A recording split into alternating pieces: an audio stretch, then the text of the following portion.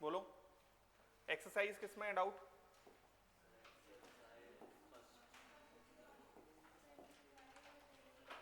Exercise 1 में 25 और 28 और एक्सरसाइज 2 में होगा हाँ और हाँ एक्सरसाइज 2 में 17 बेसिक एसिडिक ऑक्साइड मत पूछना, वो आज बताऊंगा ना। और बोलो हाँ बेसिक ऑक्साइड आज बताऊंगा। और बोलो एक्सरसाइज 2 में 27 का और बोलो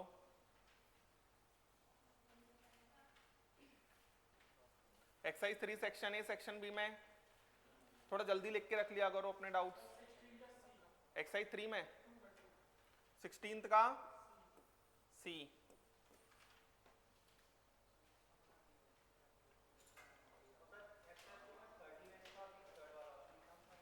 39 का ठीक है। और बोलो 3A का 15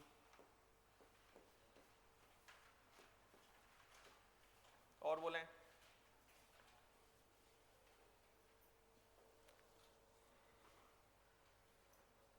3A का 15 और कोई डाउट? बाकी हो गया सब कुछ?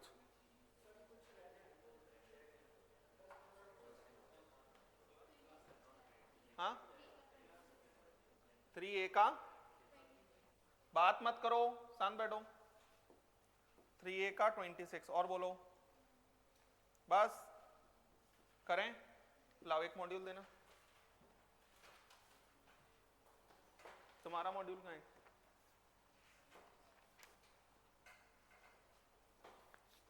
एक्सरसाइज 1 में 25 क्या कह रही है? Which process can produce maximum number of Fe+2 ions from iron atom, जो ज्यादा एनर्जी रिलीज कर दे। बहुत सिंपल सी बात है, और कुछ थोड़ी लगाना है इसमें। तो सबसे ज्यादा एनर्जी कौन रिलीज करेगा? Cl, इलेक्ट्रॉन गेन एंथैल्पी उसकी सबसे ज्यादा होती है। समझ में आया ना? Next 28 calculate the value of electron gain enthalpy. अच्छा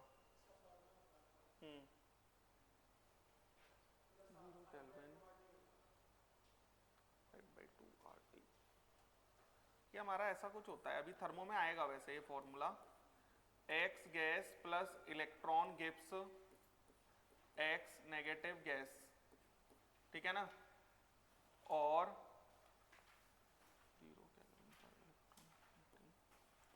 delta H electron gain enthalpy बराबर माइनस का EA माइनस का 5/2 RT, ये फॉर्मूला होता है मेरे अकॉर्डिंग।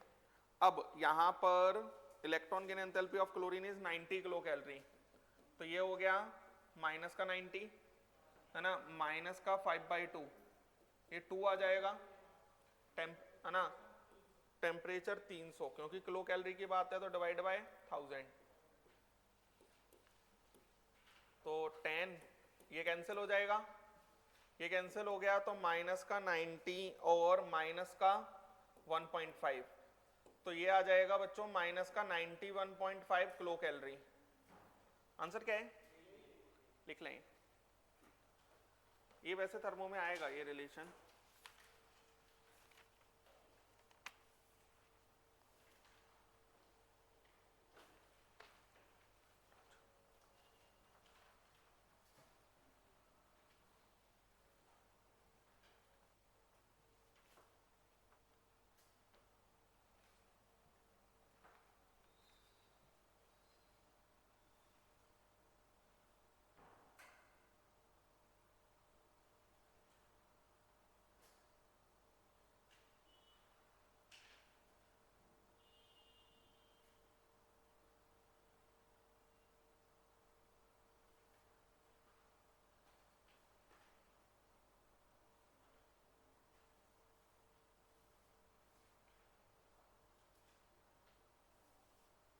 चले आगे।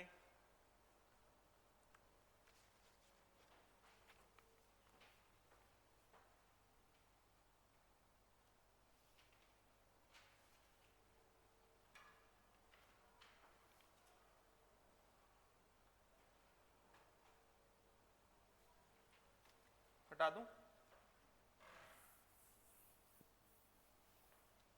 एक्सरसाइज 2 में question number 15, consider the following ionisation reactions A B C, ये दिया हुआ है। If monovalent positive ion of A has 0 electron then incorrect order of ionisation energy is. ठीक है, देखते हैं पहले। A gas gives A positive gas plus electron,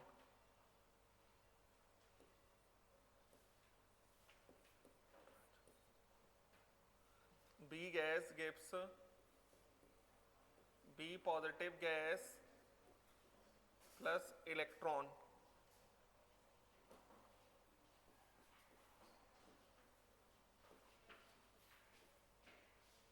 B positive gas gives B plus 2 gas plus electron, C gas gives C plus gas plus electron,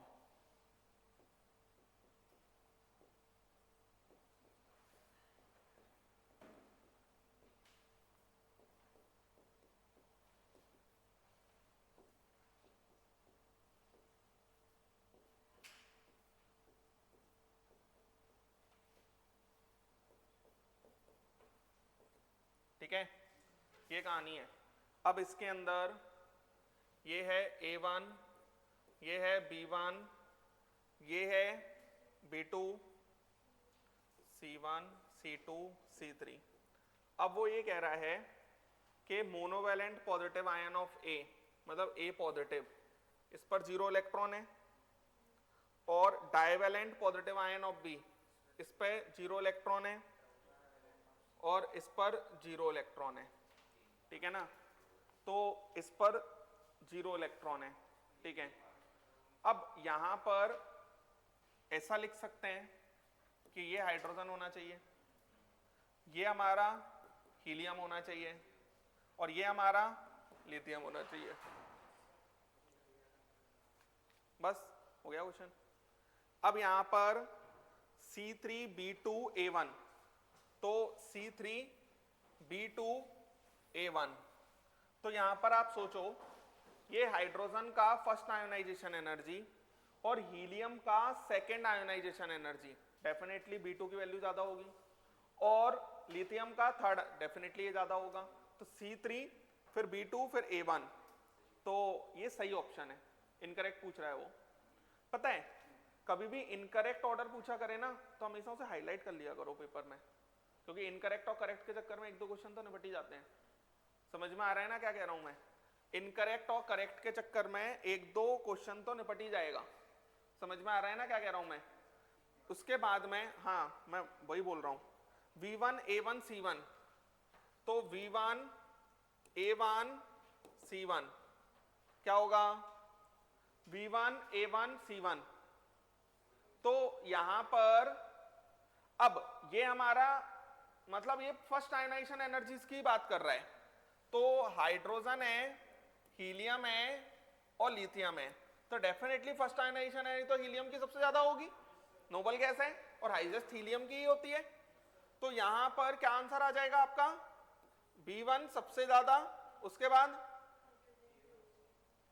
B1 के बाद hydrogen और lithium में किसकी ज्यादा होगी? हाइड्रोजन की ज्यादा होगी, तो V1 के बाद A1, A1 के बाद C1। करेक्ट है ये? समझ में आ रहा है? C3 C2 V2, बच्चों सक्सेसिव आयनाइजेशन एनर्जी की तो कोई तकलीफ है ही नहीं, ज्यादा ही होता है। और B2 ये रहा, तो हीलियम का सेकेंड आयोनाइजेशन एनर्जी और हीलियम का सेकेंड आयोनाइजेशन एनर्जी और लिथियम का सेकेंड वाला आयोनाइजेशन एनर्जी। तो यहां पर C3C2 में तो कोई दिक्कत नहीं है। अगर हम B2 की बात करते हैं तो एक B2 और एक C2, अगर हम इसको डायरेक्ट कंपेयर करते हैं तो ये He पॉजिटिव है और ये हमारे पास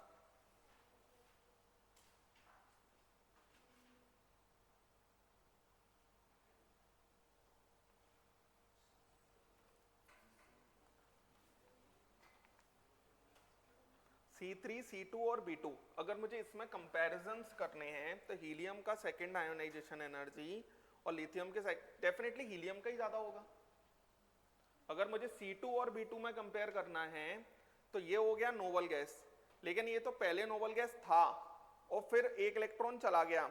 एक इलेक्ट्रॉन जाने के बाद में और लिथियम पे एक इलेक्ट्रॉन नोबल गैस आया है अभी, है ना, तो लिथियम पे नोबल गैस आया है अभी, तो C3, C2 क्योंकि ये नोबल गैस आया है अभी, और फिर हमारा B2।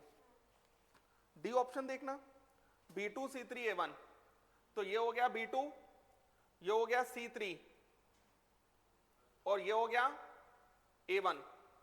तो यहां पर C3, ये तो डेफिनेटली C3 ही ज्यादा, मतलब ये हमारा A1 को सबसे लास्ट में रख रहा है। B2 और C3 में अगर हम देखते हैं तो ये हो गया होगा Li+2 और ये होगा He पॉजिटिव। तो He पॉजिटिव और Li+2 में अगर हम देखते हैं तो दोनों पे इलेक्ट्रॉन तो एक एक है, लेकिन प्रोटॉन किस पर ज्यादा है, लिथियम पे, तो डेफिनेटली लिथियम की ज्यादा होनी चाहिए, क्योंकि कोई वो तो आ नहीं रहा हाफ फिल्ड फुल फिल्ड। तो यहां पर आंसर क्या आना चाहिए, हाँ डी इनकरेक्ट हो जाएगा, ये लिख लें।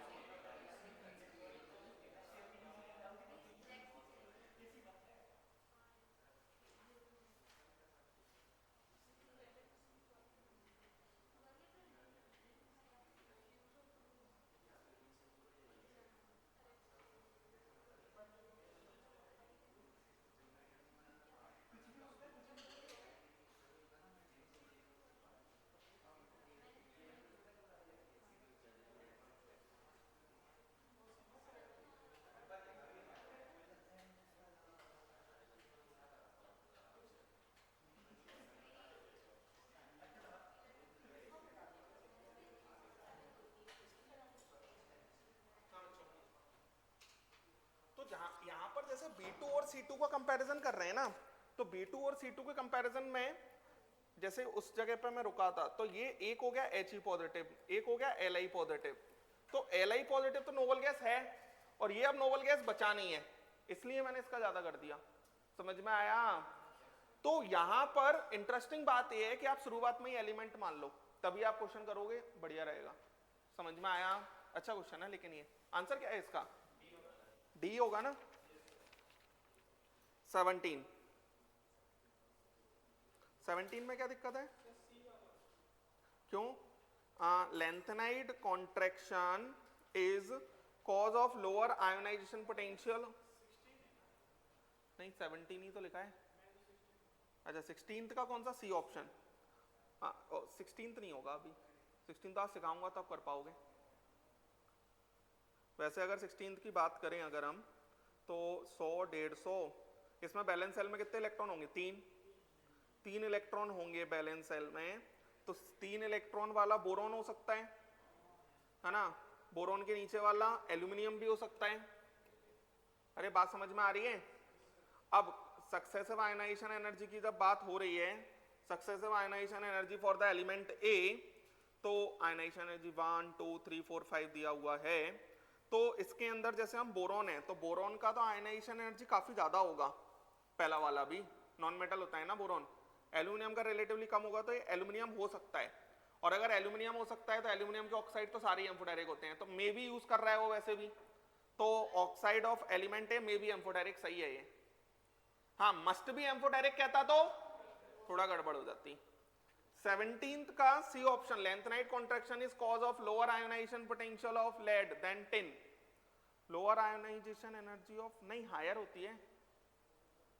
जैसे सी ऑप्शन की अगर हम बात कर रहे हैं ना, तो यहां पर कार्बन, सिलिकॉन, जर्मेनियम, टिन और ये लेड, ये दिया हुआ है, ठीक है। तो यहां पर ये ऐसा होता है और ये बढ़ जाती है, तो गलत है ना ये तो सी ऑप्शन। तो बोलो, अरे आ रहा है समझ? नेक्स्ट, ये हो गया, ये हुआ, ये हुआ। 27 पूरा बताना है ना, ठीक है। देखो उधर,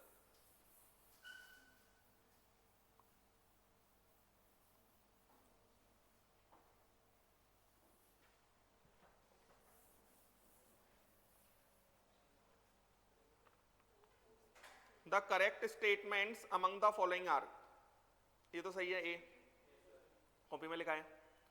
अब देखो जरा, द प्रोसेस, ये गलत है। Endothermic, second electron gain enthalpy, हो ही नहीं सकता exothermic. The electron affinities of, हाँ ऑलवेज लिखवाया है, सही बोल रहा है ना।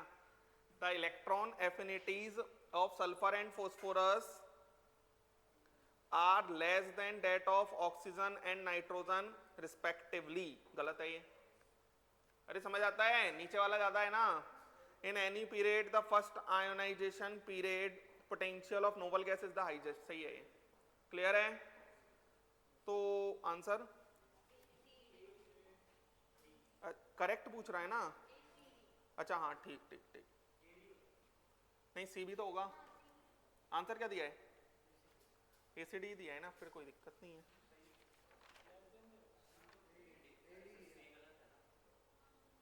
अच्छा हाँ ठीक ठीक, इन ठीक ठीक 39, हाँ 39 देखो जरा।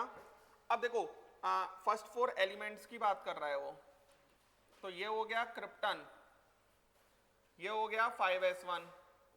तो आप तो ना सबसे बेस्ट पता है क्या है, एलिमेंट लिख लिया करो अगर ऐसा दिया जाए तो। क्रिप्टन कितना होता है? 36, 36 से 37, और 37 हो जाएगा तो ये हो गया रुबिडियम, ये हो गया रेडॉन 5f14 6d1 7s2, ये हो गया हमारा 86 90 91 और ये 93 93 क्या हो जाएगा? एक्टेनाइड। 93 क्या हो जाएगा? एक्टेनाइड। तो ठीक है चलो, अभी हमको नहीं पता तो हम एक्टेनाइड लिख लेते हैं, ठीक है। Next, argon 3d10 4s2 4p5, बताना जरा। 18 10 28 28 2 30 और 5 35, 35 कौन सा हो गया? ब्रोमीन। अरे बोलो, हाँ आर्गन 3d6 4s2, 18 6 24 24 और 2 26, 26 कौन हो गया? आयरन। अब देख लो, first source variable oxidation state गलत है, second is a D block element गलत है, the compound form between first and third is covalent, ये तो भयंकर गलत है, समझ में आया। Next, fourth source single oxidation state iron, गलत है, चारों ही गलत है। तो मैं तो ना हमेशा अगर ये दिया होगा तो मैं एलिमेंट लिख के ही क्वेश्चन करना चाहूंगा। थर्ड ए का क्वेश्चन नंबर 15 देख लो, ये कर सकते हो ना। 2.84 2.84 का मतलब हो जाएगा नंबर ऑफ अनपेयर्ड इलेक्ट्रॉन 2। बात समझ में आ रहा है?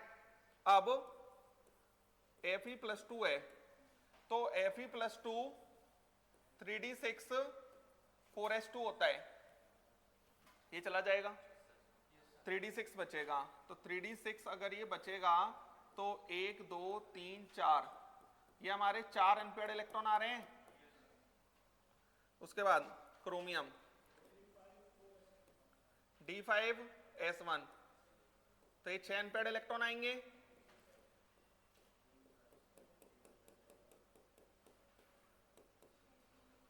क्रोमियम +3 D3,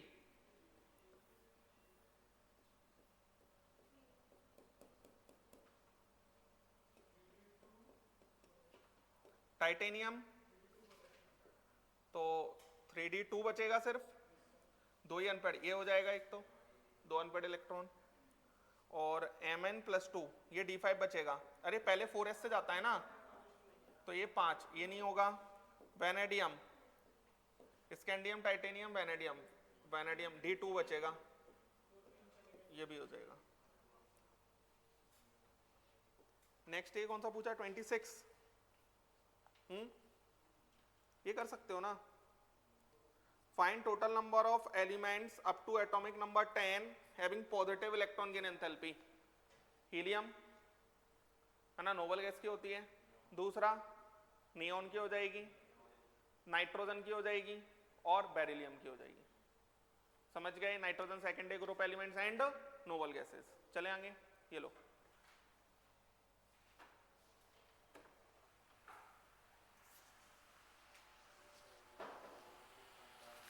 पानी नहीं दोगे क्लास में, फोन में लगे हुए हो।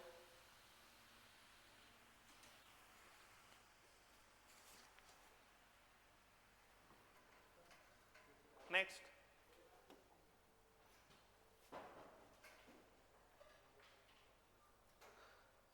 क्या सिखाया था मैंने लास्ट?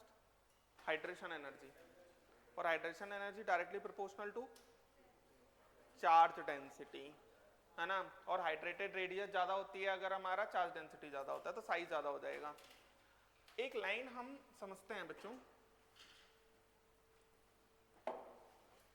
आयनिक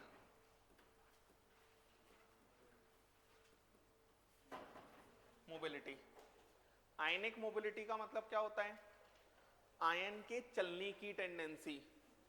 आयनिक मोबिलिटी क्या होता है? आयन के चलने की टेंडेंसी, है ना। तो ionic mobility inversely proportional to hydrated size. Ionic mobility inversely proportional to hydrated size. Ionic mobility inversely proportional to, अरे बड़ा होगा तो चलने में तकलीफ ज्यादा होगी। ये बात समझ में आ रहा है? तो जैसे मान लो, बाद में लिखना, Li positive aqueous Na positive aqueous, sorry,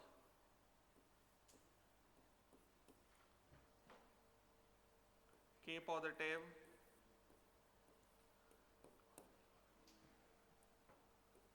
Rb और पॉजिटिव एक्वस। तो बच्चों यहाँ पर साइज की बात करेंगे तो सबसे ज्यादा साइज इसका होगा। साइज अगर ये होगा तो आयनिक मोबिलिटी का ऑर्डर ये हो जाएगा। क्लियर? कल सिखाया था, है ना।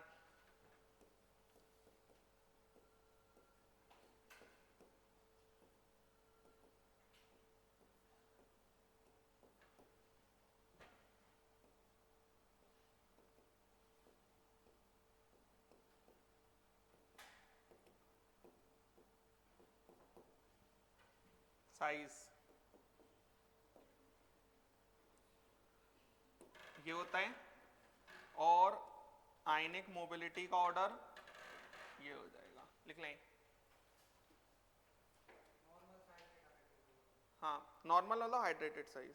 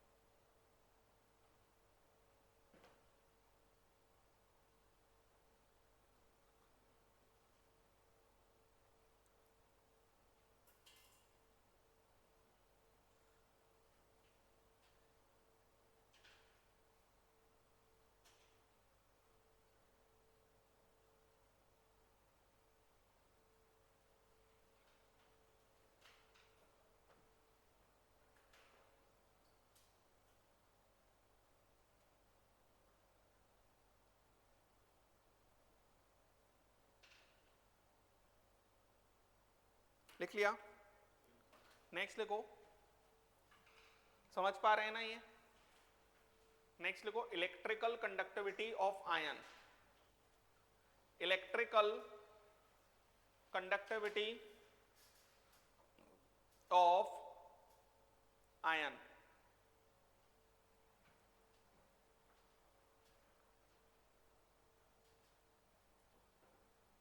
इलेक्ट्रिकल कंडक्टिविटी ऑफ आयन लिखो इसमें, it depends upon the following. It depends upon the following. First लिखो charge carrying capacity of ion. Charge carrying capacity of ion. Charge carrying capacity of ion. Carrying capacity of ion. Ionic mobility of ion. Ionic mobility of ion. Ion नीचे लिख लो एक line, charge factor dominates. Charge factor dominates. जैसे कि मेरे से question पूछा जाएगा order of electrical conductivity. Order of electrical conductivity. तो ऑर्डर ऑफ इलेक्ट्रिकल कंडक्टिविटी की अगर हम बात करेंगे तो जैसे उसने दिया मेरे को आई नेगेटिव एक्वस, ठीक है, B R negative aqueous, C L negative aqueous और एफ नेगेटिव एक्वस। तो यहां पर तो कोई मतलब ही नहीं है, सिर्फ और सिर्फ किससे होगा ये? आयनिक मोबिलिटी से। आयनिक मोबिलिटी सबसे ज्यादा किसकी है? आई नेगेटिव की। तो इलेक्ट्रिकल कंडक्टिविटी भी इसी की। अरे electrical conductivity flow of charge ही तो होता है, rate of flow of charge. बात समझ में आ रहा है ना?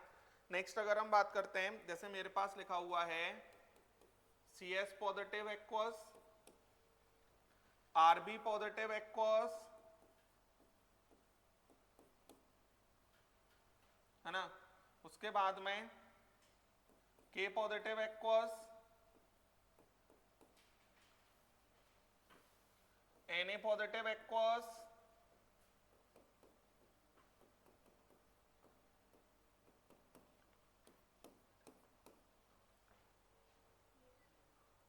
क्लियर है? नेक्स्ट देखो Al +3 aqueous, Mg +2 aqueous, Na+ aqueous. अब इस केस में चार्ज फैक्टर से देखा जाएगा, चार्ज ज्यादा कैरी कर रहा है ना ये। क्लियर है? लिख लें। हाँ electrical conductivity.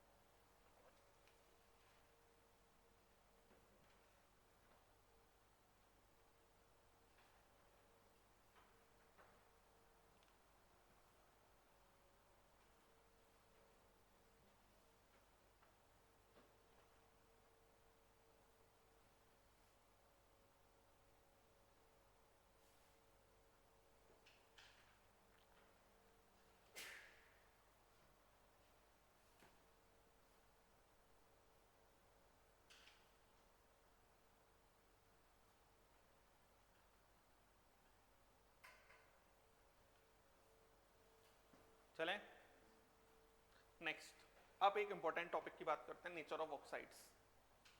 Nature of oxides, nature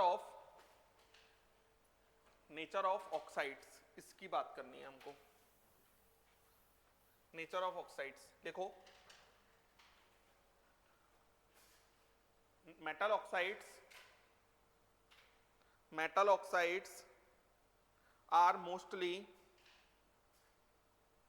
are mostly basic in nature. Metal oxides are mostly basic in nature, mostly acidic, basic in nature due to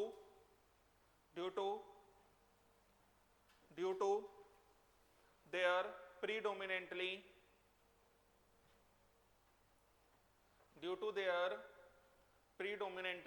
ionic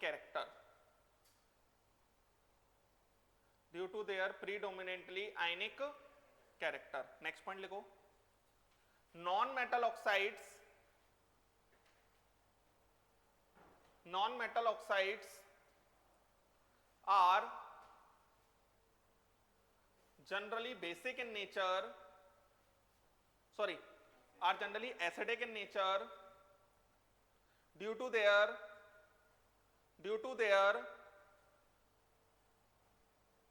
predominantly covalent character,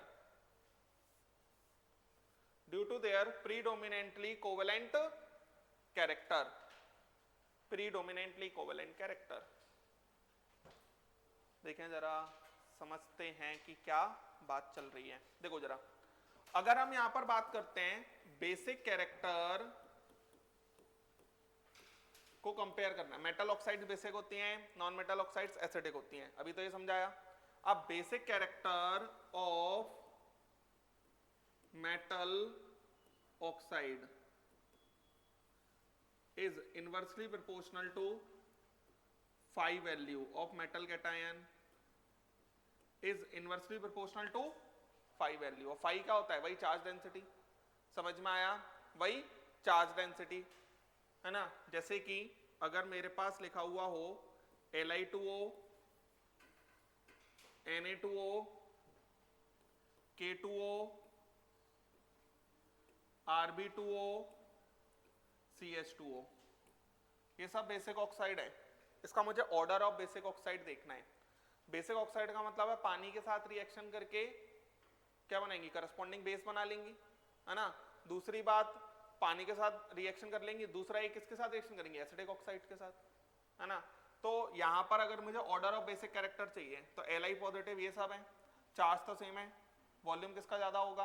caesium का, तो phi की value कम होगी, तो phi की value कम होगी इसकी, तो इस सबसे फाई की वैल्यू सबसे कम तो बेसिक कैरेक्टर सबसे ज्यादा, इसका मतलब down the group basic character बढ़ेगा। अरे क्लियर।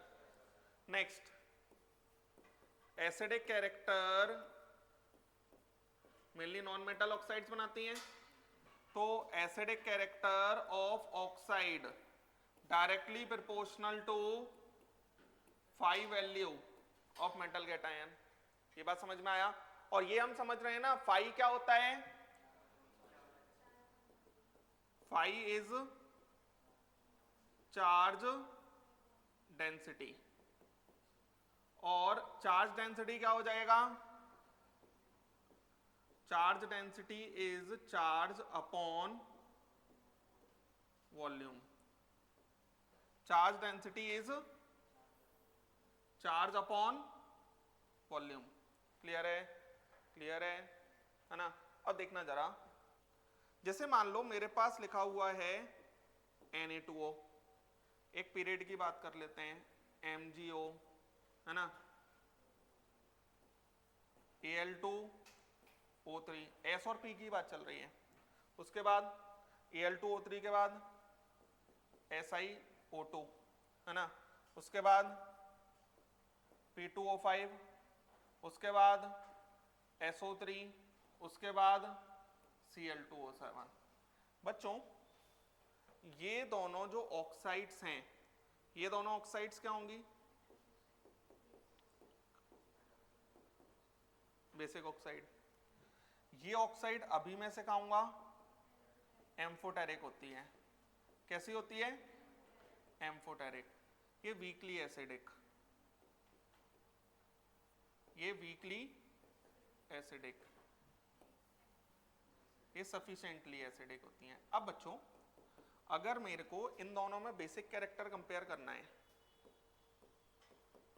तो लेफ्ट टू राइट जाने पे साइज घटेगा, और आप तो चार्ज से ही देख लो, चार्ज ज्यादा तो चार्ज डेंसिटी भी ज्यादा, चार्ज डेंसिटी ज्यादा हो जाएगी तो बेसिक कैरेक्टर कम हो जाएगा, तो इन दोनों में बेसिक कैरेक्टर इसका ज्यादा, तो basic character of oxide down the group increase होता है, लेफ्ट टू राइट घटता है। क्लियर है? यहां पर अगर मैं एसिडिक कैरेक्टर कंपेयर करना चाहूं तो एसिडिक कैरेक्टर कंपेयर कैसे होगा? यहां पर ये समझ में आता है 2x - 10 = 0, ऑक्सीजन -2 होता है चार्ज, तो ये कितना आ जाएगा +5, ये कितना आएगा +6, ये कितना आएगा +7। क्लियर है ये बात? अरे समझ में आता है? देखो इधर 2 × x + 5 × -2 = 0 नेट चार्ज। इसी तरीके से चलेगा। समझ में आया? अरे कोई तकलीफ? तो यहाँ पर एसिडिक कैरेक्टर चार्ज बढ़ेगा तो 5 बढ़ेगा, 5 बढ़ेगा तो एसिडिक कैरेक्टर बढ़ेगा। तो इनको मैं आपस में कंपेयर नहीं कर रहा हूं, एसिडिक को एसिडिक कैरेक्टर आपस में कंपेयर कर रहा हूं, बेस को बेसिक कैरेक्टर आपस में कंपेयर कर रहा हूं। ये बात समझ में आ रही है? पता है आपको, बाद में लिखना, मैं लिखने का समय दूंगा। एसिडिक ऑक्साइड अगर कोई है तो वो किसके साथ रिएक्ट कर लेगी? बेसिक के साथ। बेसिक है तो एसिड के साथ। दूसरी बात, बेसिक ऑक्साइड पानी में जाके करस्पॉन्डिंग बेस बनाएगा, एसिडिक ऑक्साइड पानी में जाके करस्पॉन्डिंग एसिड बनाएगा। कौन सा एसिड बनाएगा इसको मैं सिखाता हूं। जैसे P2O5 लिखा है, P2O5 को पानी में भेज दो, ठीक है? P2O5 में इसका oxidation state group number 15, O dot combination है। ओ डॉट कॉम्बिनेशन होता है तो एक ही ऑक्सीडेशन स्टेट बनता है, और एक ही ऑक्सीडेशन स्टेट हमारा जो बनेगा, एक ही ऑक्सीडेशन स्टेट बनेगा, मतलब एक ही ऑक्सीडेशन स्टेट का करस्पॉन्डिंग एसिड बन जाएगा। बात समझ में आ रही है? एक ही ऑक्सीडेशन स्टेट का करस्पॉन्डिंग एसिड बन जाएगा। तो यहां पर P2O5 था, एक ही ऑक्सीडेशन स्टेट का बन जाएगा, मतलब यहां पर +5 ऑक्सीडेशन स्टेट का ही एसिड बना दो, डेट इज H3PO4। क्लियर है? That is H3PO4। नेक्स्ट अगर हम बात करते हैं, जैसे मान लो CO2 है, CO2 भी एसिडिक ऑक्साइड है, पानी के साथ रिएक्शन कर दो, ये +4 है, ग्रुप नंबर 14 है, इवन कॉम्बिनेशन है। अगर ये इवन कॉम्बिनेशन है तो भी एक ही बनेगा और सेम ऑक्सीडेशन स्टेट का ही बनेगा। ये क्या बन जाएगा? H2CO3। 2 हाइड्रोजन बढ़ा दो, 1 ऑक्सीजन बढ़ा दो, नेट सेम रहेगा करस्पॉन्डिंग एसिड। अब पता है, जैसे मैंने लिया Cl2O6, इसमें क्लोरीन का oxidation state 2x - 12 = 0 +6, group number 17, odd even combination है। अगर ये ऑड इवन कॉम्बिनेशन होगा तो 2 एसिड बनेंगे। ऑड ऑड इवन में एक ही बनेगा, ऑड इवन में 2 बनेंगे। एक का कम, एक का -1, एक का +1, ये +6 है ना, तो एक हमारा HClO3 हो जाएगा, एक हमारा HClO4 हो जाएगा। समझे? यहां पर देखो ये क्लोरीन कितना है? +6 था ना, +6 है, तो अगर ये +6 है तो फिर एक +5 का बनेगा, हाइड्रोजन +1 होता है, तो हाइड्रोजन +1 होगा तो 1 + x - 6 = 0 है ना। हाइड्रोजन एल्कलाइन मेटल्स +1 होते हैं, ये कितना हो जाएगा? +7। NO2 है, इसका रिएक्शन पानी के साथ हुआ तो ये हमारा नाइट्रोजन +4 है, group number 15, odd even combination, एक कम एक ज्यादा, 3 वाला कोई नहीं होगा। बात समझ में आ रहा है? यही अगर हमारे पास Cl2O7 होता, +7 17, एक ही बनेगा, डेट इज HClO4। और जहां जहां 2 एसिड बन रहे हैं उन करस्पॉन्डिंग ऑक्साइड्स को मिक्स्ड ऑक्साइड कहा जाता है। इन करस्पॉन्डिंग ऑक्साइड्स को मिक्स्ड ऑक्साइड कहा जाएगा। क्लियर है? समझ गए? तो ये मैंने एसिडिक ऑक्साइड्स के लिए कंसेप्ट सिखाया, याद रख लेंगे। ऑड ऑड इवन एक ही बनेगा, ऑड इवन 2 बनेंगे। बात समझ में आया? एक का -1, एक का +1 लिख लें।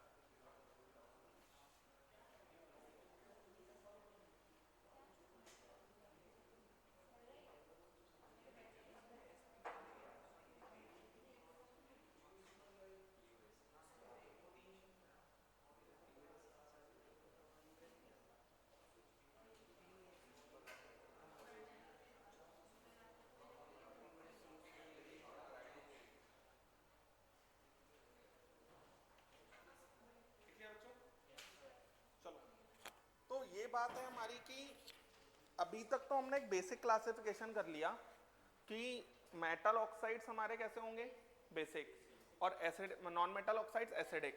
Acid character directly proportional to 5 value, basic character inversely proportional to 5 value, है ना। तो एक पीरियड में अगर हम जा रहे हैं तो बेसिक कैरेक्टर डिक्रीज हो रहा है और एसिडिक कैरेक्टर बढ़ रहा है। पीरियड में जाएंगे तो जनरल ट्रेंड ऐसा ही होगा, बेसिक फिर एम्फोटेरिक फिर एसिडिक। और डाउन द ग्रुप जाएंगे तो बेसिक कैरेक्टर बढ़ रहा है तो उल्टा होगा, पी ब्लॉक से स्टार्ट कर, पी ब्लॉक में मेनली एसिडिक एम्फोटेरिक फिर बेसिक। क्लियर है? समझ पा रहे हैं? ये रूल समझ गए क्या सिखाया मैंने? नेक्स्ट समझो, लिखो एक लाइन, ऑल एस ब्लॉक। ये जो रूल सिखाया है ये सिर्फ नॉन मेटल ऑक्साइड्स मतलब एसिडिक ऑक्साइड्स के लिए ही लगाना है। All S block metal oxides, all S block metal oxides are basic in nature. All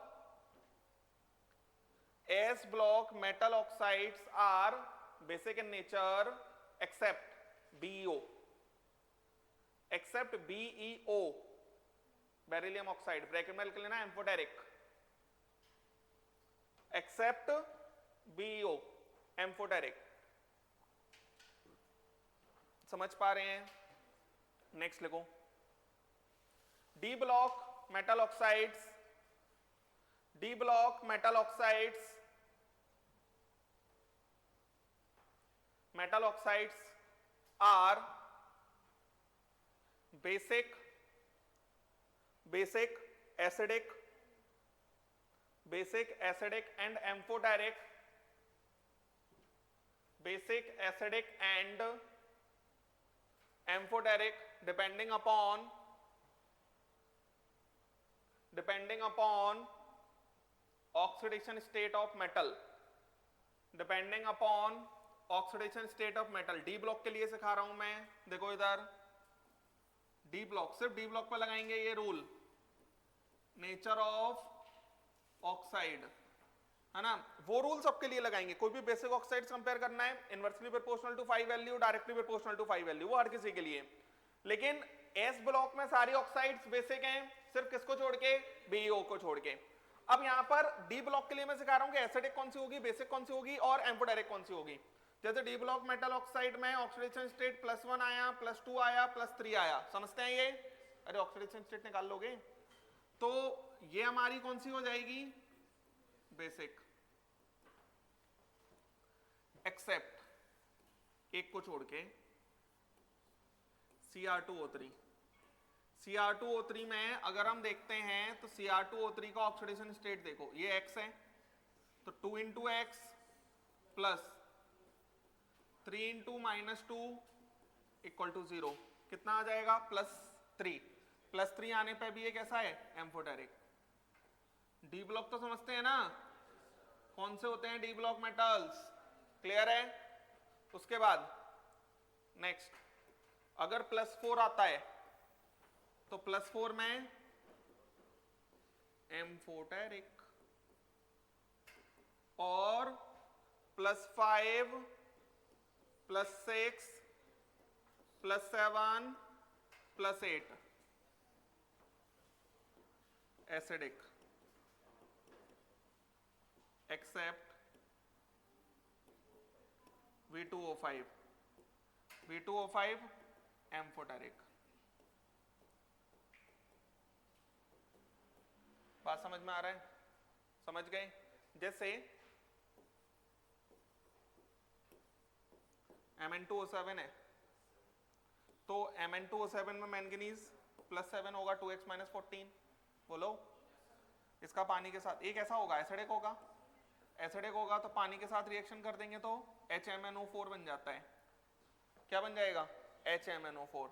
HMnO4 बनेगा तो ये हमारा क्या आ जाएगा, परमैंगनीक एसिड, परमैंगनीक एसिड। और ये अगर हमारा परमैंगनीक एसिड आएगा तो इसका KOH के साथ रिएक्शन कर दो, KOH के साथ रिएक्शन कर देंगे तो ये बन जाएगा KMnO4।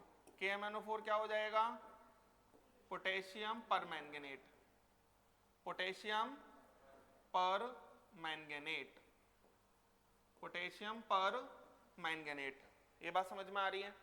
सेम CrO3 है, ये +6 है,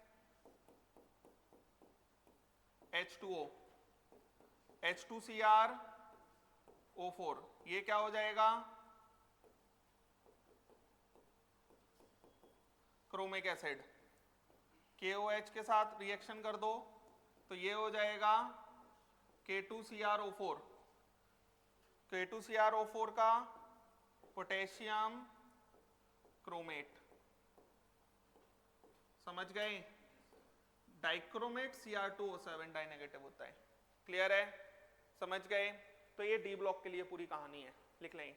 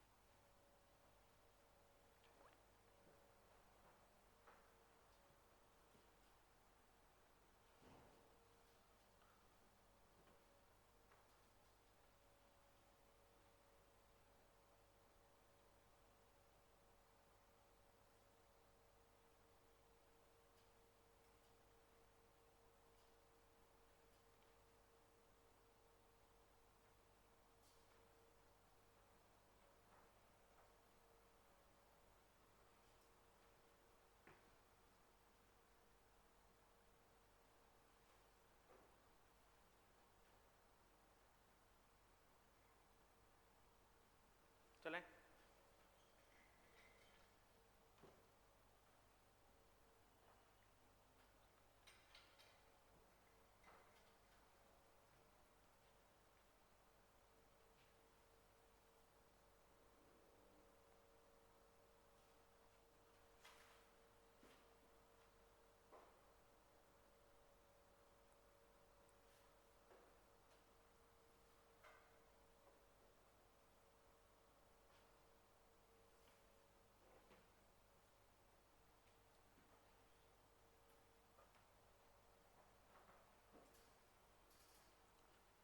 अभी हमने किस किस का बात कर लिया? एस ब्लॉक और डी का। अब हम, अच्छा, एफ ब्लॉक के ऑक्साइड्स बेसिक, एफ ब्लॉक के ऑक्साइड्स है हाइड्रोक्साइड्स बेसिक। अभी मैं सिखाऊंगा एफ ब्लॉक भी। चले आएंगे?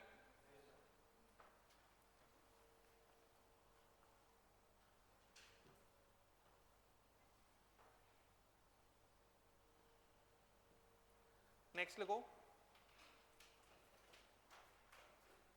Oxides of P block non metals, oxides of P block non metals, P block non metals are, P block non metals are acidic in nature, are acidic in nature. Few of them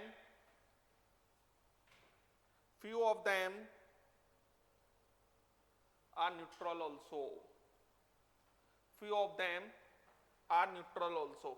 देखें जरा, अगर हम बात करते हैं यहां neutral oxides, तो neutral oxides की अगर हम बात करेंगे तो NO, N2O, CO, H2O, neither acidic nor basic. Data neutral oxides, ये 4 न्यूट्रल ऑक्साइड्स होते हैं। जैसे यहां पर NO, N2O, N2O3, N2O4, N2O5, ये दोनों तो हो गए न्यूट्रल, ये तीनों हो गए एसिडिक, ये तीनों क्या हो गए एसिडिक। तो यहां पर अब मैं एसिडिक कैरेक्टर अगर मुझे देखना है तो ये +3 आएगा, +4 आएगा, +5 आएगा, ये कैरेक्टर। क्लियर है, समझ गए। तो पी ब्लॉक के नॉन मेटल जितने भी हैं वो उनके ऑक्साइड्स कैसे होते हैं, एसिडिक होते हैं, कुछ न्यूट्रल हैं, लिख लो ये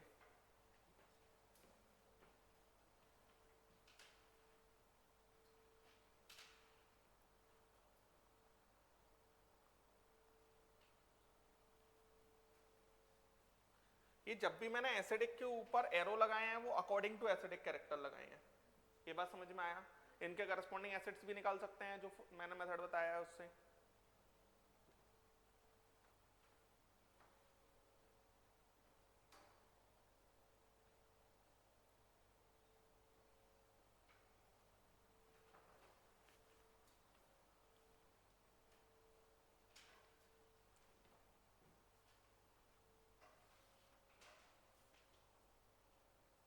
चलें क्या, नेक्स्ट पॉइंट लिखें।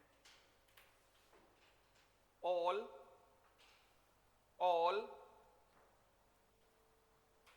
possible oxides, all possible oxides of zinc, aluminium, beryllium,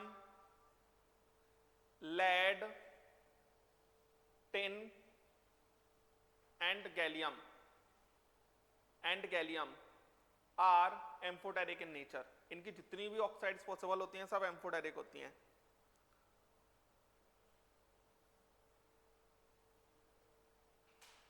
These metals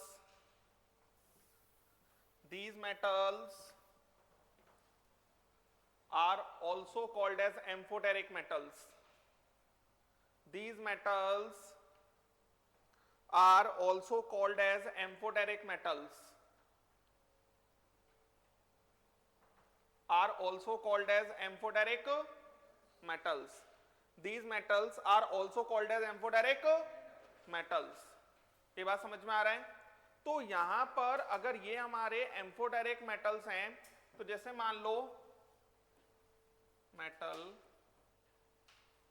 और इनकी पॉसिबल ऑक्साइड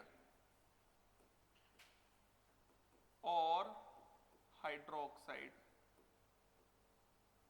पॉसिबल ऑक्साइड और हाइड्रोक्साइड। देखना जैसे जिंक है तो जिंक का ZnO एम्फोटेरिक होगा या फिर ZnOH whole twice. Beryllium BeO और BeOH, एल्यूमिनियम, एल्यूमिनियम में क्या हो जाएगा Al2O3, Al ये। उसके बाद लेड, लेड के दो ऑक्साइड्स पॉसिबल होते हैं PbO और PbO2, दोनों ही एम्फोटेरिक हैं। अब एम्फोटेरिक है तो एसिड और बेस दोनों के साथ रिएक्ट कर सकते हैं। मान लो मेरे को बेसिक ऑक्साइड के साथ रिएक्शन कराना है, बेसिक ऑक्साइड के साथ रिएक्शन कराना है तो कौन ज्यादा अच्छा करेगा, जिसका एसिडिक कैरेक्टर ज्यादा हो। एम्फोटेरिक में दोनों कैरेक्टर हैं, एसिडिक कैरेक्टर ज्यादा कब होगा जब फाई की वैल्यू ज्यादा हो। तो इन दोनों में फाई की वैल्यू किसकी ज्यादा है, इसकी। क्लियर है, समझ गए, ऐसे हम दिमाग लगा सकते हैं। टिन का भी सेम SnO और SnO2, गैलियम Ga2O और Ga2O3। अभी आगे मैं सिखाऊंगा बॉन्डिंग के अंदर ये लोअर ऑक्सीडेशन स्टेट शो क्यों करते हैं, due to inert pair effect. बात समझ में आ रहा है, अभी सिखाऊंगा मैं, अगर आपने सुना भी हो तो ठीक, नहीं सुना तो ठीक है। सुना है, समझ पा रहे हैं। तो ये हमारा ठीक है, कोई बात नहीं, जिनने सुना है वो अच्छी बात है, नहीं सुना और भी अच्छी बात है। In2O3 है ना, और Sb2O3 और AS2O3, ये तीनों एम्फोटेरिक होते हैं। ये तीनों कैसे होते हैं? एम्फोटेरिक। लिख लें, ठीक है।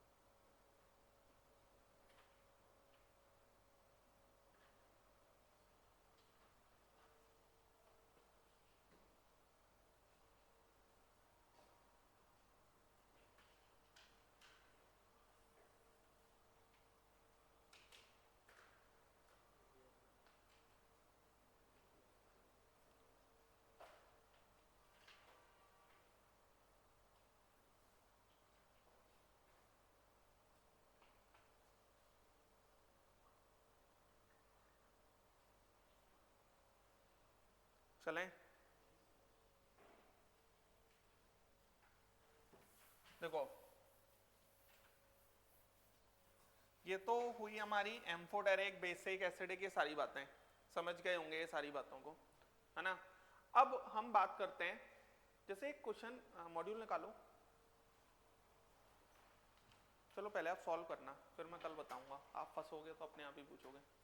चलो नेक्स्ट हम बात करते हैं, एक लाइन लिखो बच्चों, predominantly ionic compound, predominantly ionic compound,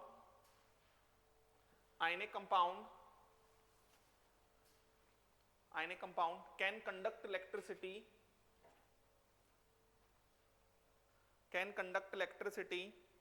in molten state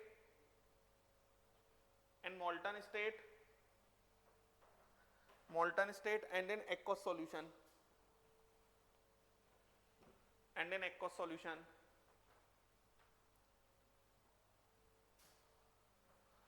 next लिखो, predominantly covalent compound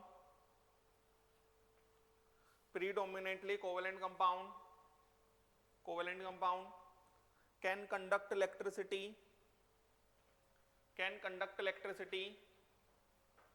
only in aqueous solution।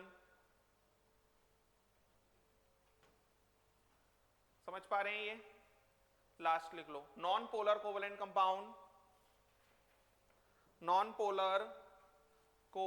compound cannot conduct electricity in any state,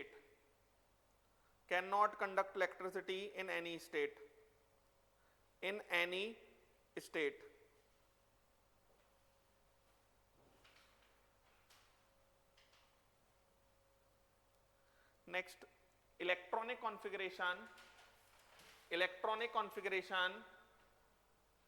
of F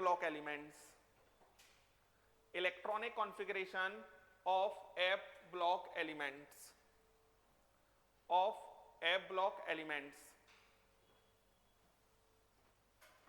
देखो अगर हम बात करते हैं F block elements की, तो सबसे पहले हम बात करते हैं लैंथेनाइड्स का।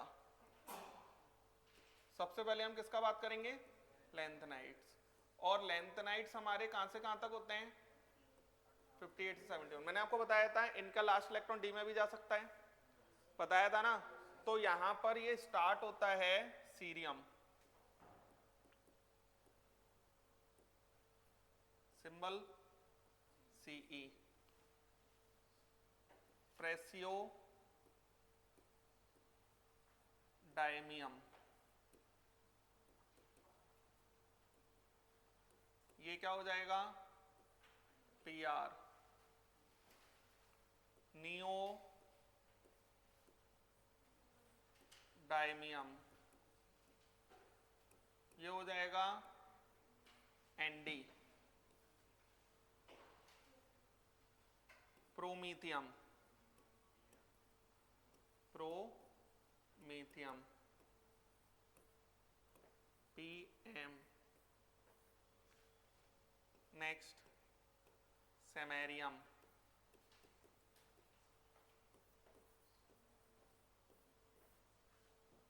है ना। नेक्स्ट होता है ये हमारा एटॉमिक नंबर 58, 59, 60, 61, 62, है ना। Europium, EU 63, gadolinium, gadolinium, GD 64, terbium, TB, dysprosium,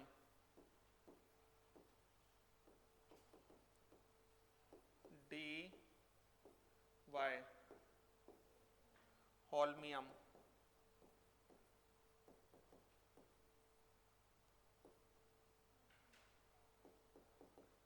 HO, है ना। थूलियम नहीं, अर्बियम, यही हो रहा है ना, ER, thulium,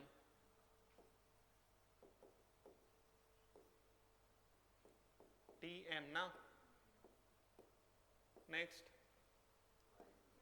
ytterbium, by B 70, और एक और, हाँ लुथेटियम, इधर लिख देते हैं लुथेटियम, है ना। LU 71। अभी मैं वो उसका निमोनिक्स वैसे आप उस पर नेट पर सर्च कर लोगे तो आ जाएगा, है ना। मैं आपका थोड़ा हिंट बता दूंगा। यही देखो यहाँ पर सीरियम जो मैंने इलेक्ट्रॉन कॉन्फ़िगरेशन लिखना सिखाया उसके तरीके से डी एफ ब्लॉक के नहीं लिख सकते, बाकी सबके लिख लो। वो एस चल रहे हैं तो एस में किस पीरियड में चल रहे हैं, सेम पीरियड में एस और पी सेम चलते हैं, डी एक कम चलता है, एफ दो कम चलते हैं, लेकिन एफ ब्लॉक नहीं लिख सकते उससे। सीरियम, गैडोलिनियम और लुथेटियम, ये 3 स्टार क्यों लगाया, इनका लास्ट इलेक्ट्रॉन डी में जाता है। ये बात समझ में आया। जैसे कि इसका इलेक्ट्रॉनिक कॉन्फ़िगरेशन अगर मैं लिखूंगा तो जिनॉन, जिनॉन के बाद ये आएगा हमारे पास 4f1 5d1 6s2, क्लियर है। फिर यहाँ पर अगर हम चलते हैं तो इसमें d नहीं, इसमें देखो 4f का n+l लिखो आप, तो 4 + 3 = 7, 5d का लिखो 5 + 2 = 7, दोनों का बराबर है तो पहले इसको भरा जाएगा, तो 5d में भर रहा है तो लास्ट इलेक्ट्रॉन d में ही क्या होगा, एक बार पूछा गया था यही क्वेश्चन, है ना। तो ये हमारे पास अब आ जाएगा 4f3 6s2, ये हमारे पास xenon 4f4 6s2, xenon 4f5 6s2, xenon 4f6 6s2, xenon 4f7 6s2, gadolinium, ये बहुत पूछा जाने वाला क्वेश्चन है। ये 4f7 5d1 6s2, फिर ये xenon 4f9 6s2, फिर ये हमारा xenon 4f10 6s2, फिर ये हमारा xenon 4f11 6s2, xenon 4f12 6s2, यहाँ 4f13 आ जाएगा, यहाँ 4f14 आ जाएगा, यहाँ पर xenon 4f14 5d1 6s2, ये कहानी बनेगी। बोलो। तो यहां पर 3 में लास्ट इलेक्ट्रॉन डी में जा रहा है, ये बात समझ में आया। उसके बाद इसको याद ऐसे रख सकते हैं, स्वीपर ने डंडे से,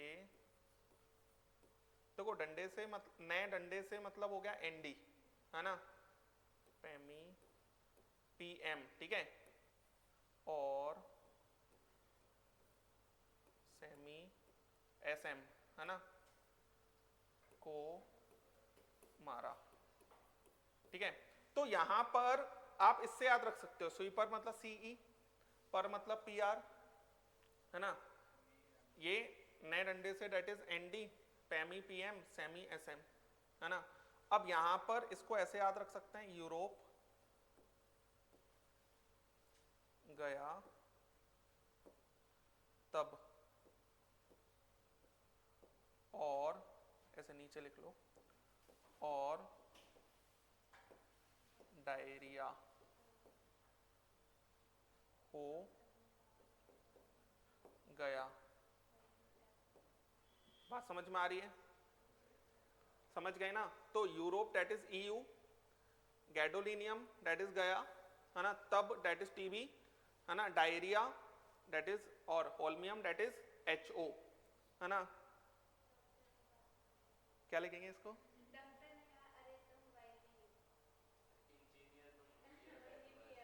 चलो ठीक है, इतना लिखो पहले आप, फिर देखते हैं।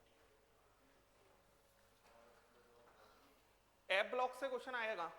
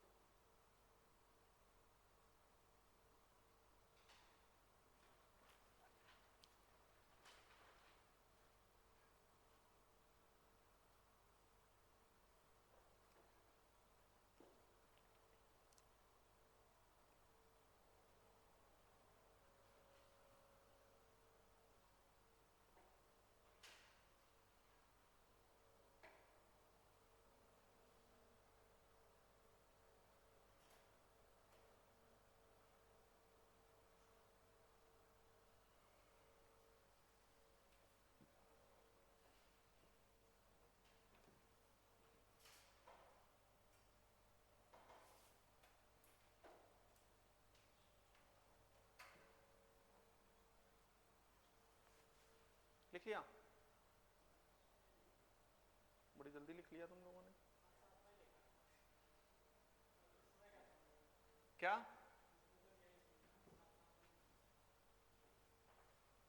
तो अब क्या कर रहे हो? अब याद करने की कोशिश कर रहे हो?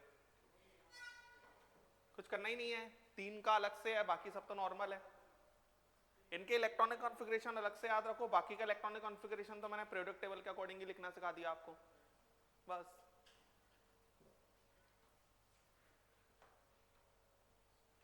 इसको ऐसे याद रख लो, ए डी, देख, टमाटर, है ना, येलो और ब्लू हैं। ब्लू में लूथेटियम भी आ जाता है, ठीक है ना, और येलो और ब्लू में ये बाय वी, दैट इज इटरबियम। क्लियर है? वो 3-4 बार पढ़ोगे तो अपने आप दिमाग में आ जाएगा। एक्चुअल में इसके आयंस के साथ में भी बहुत सारे क्वेश्चन बनते हैं, तो वो अभी हम एफ ब्लॉक में पढ़ेंगे।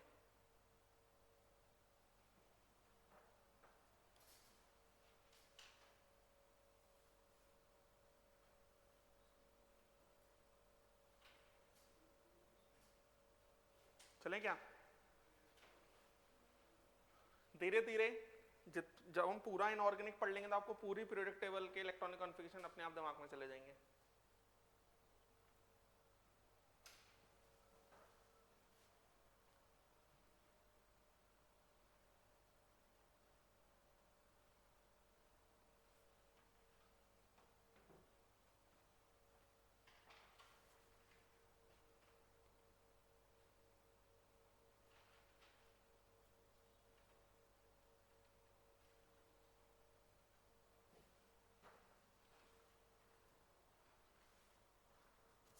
चलें क्या?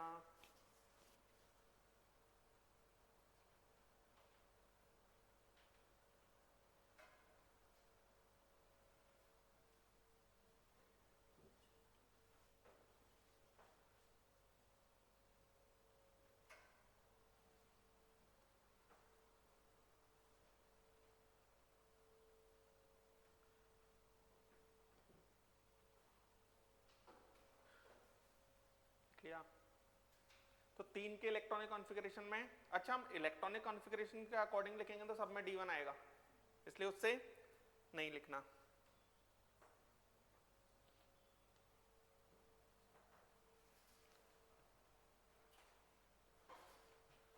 इसलिए मैं एफ ब्लॉक तो अलग से ही सिखा देता हूं।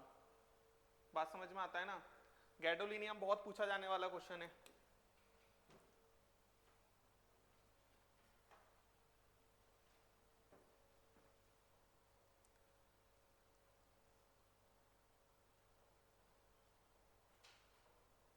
लिख पाए? चलें क्या अभी भी रुकना है? हाँ चलो। एक्टेनाइट्स, एक्टेनाइट्स कहां से कहां तक? 90 से 103, है ना? तो सबसे पहला थोरियम,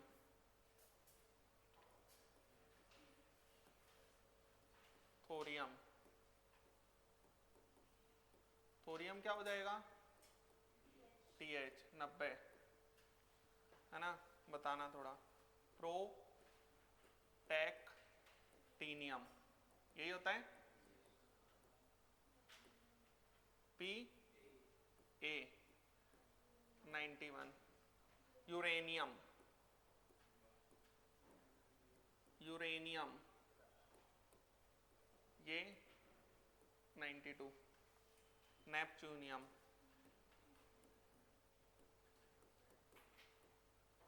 NP, प्लूटोनियम ये है ना, PU 94। उसके बाद अमेरिकियम, है ना, कियम AM 95, क्यूरियम 96, बर्किलियम यही है, BK 97। क्लियर है? उसके बाद हाँ कैलिफोर्नियम, कैलिफोर्नियम CF 98। उसके बाद हाँ ES दैट इज इंस्टीनियम। अब कैसे याद रखें? हाँ ट्रिक तो है इसकी भी। और हाँ FM fermium, fermium, fermium is FM फिर मेंडलेवियम, लेवियम, M M D, nobelium, nobelium, N O 102 और लॉरेंसियम, रेंसियम, एल आर 103। ठीक है, अब देखना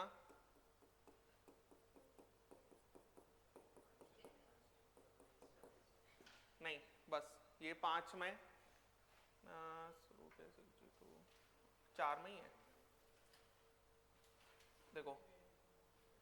फिर उसके बाद क्यूरियम, जैसा वहां गैडोलिनियम वैसा यहाँ क्यूरियम, जैसा वहां लूथेटियम वैसा यहाँ लॉरेंसियम। अब देखना इसका इलेक्ट्रॉनिक कॉन्फ़िगरेशन लिखते हैं, तो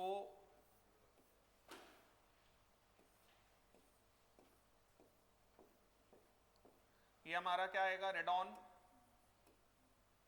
रेडॉन आने के बाद में पता है इसमें एफ में इलेक्ट्रॉन नहीं होता है एटॉमिक फॉर्म में, ये हमारा क्या हो जाएगा 6d2 7s2, ये रेडॉन यहाँ पर 5f2 6d1 7s2। क्लियर है, लास्ट इलेक्ट्रॉन डी में जा रहा है। Radon 5f3 6d1 7s2, radon 5f4 6d1 7s2, radon 5f6 7s2, radon 5f7 बोलो 7s2।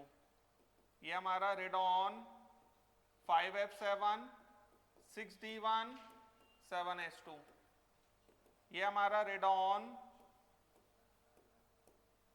9 7s2, radon 5f10 7s2, radon 5f11 7s2, radon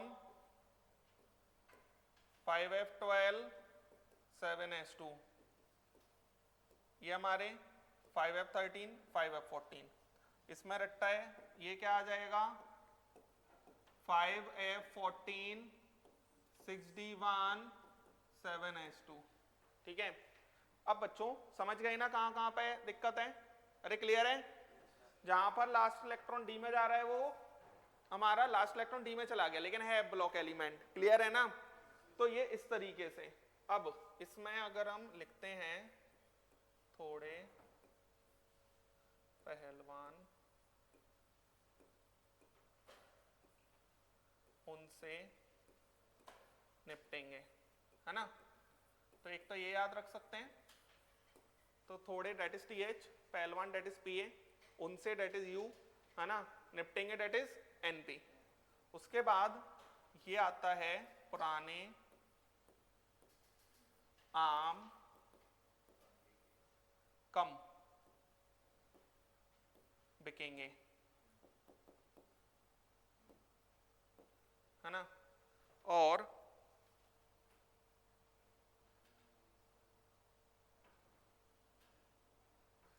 फिर कैलिफोर्नियम का तो कुछ नहीं लिख पाएंगे, नहीं वो फ्लो में आ नहीं पाता।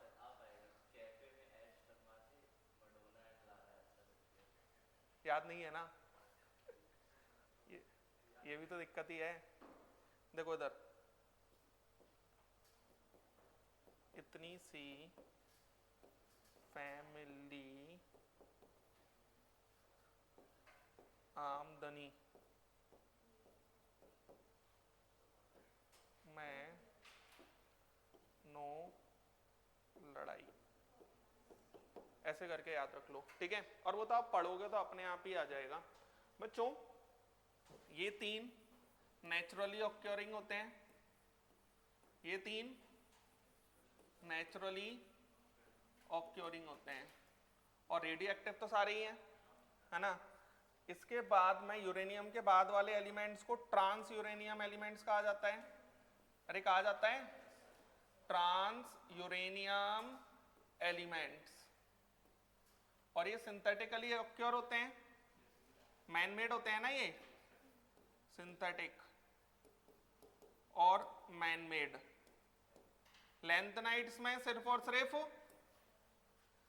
प्रोमीथियम होता है रेडियो एक्टिव, इसमें सारे होते हैं। रेडियो एक्टिव मतलब alpha beta gamma particles emit करना।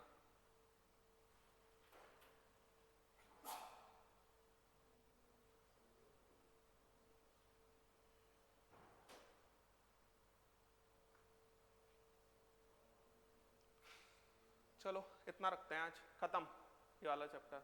आप पूरा मॉड्यूल कर लो, कल जो पूछना है पूछ लेना। बॉन्डिंग स्टार्ट करेंगे, है ना? कोई तकलीफ है?